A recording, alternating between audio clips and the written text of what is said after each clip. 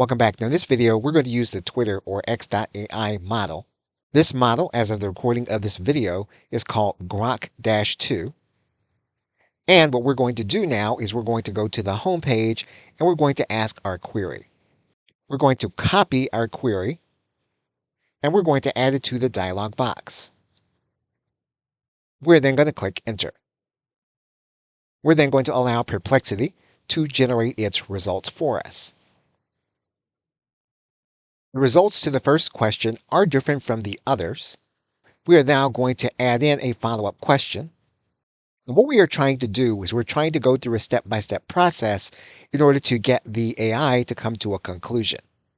We then want to see if any of the models provide a different conclusion.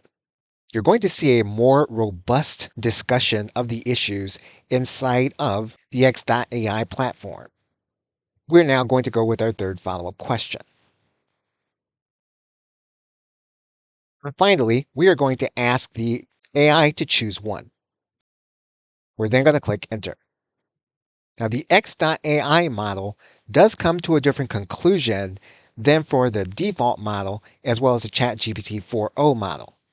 So you can use different models inside of Perplexity to come to different conclusions with the exact same questions.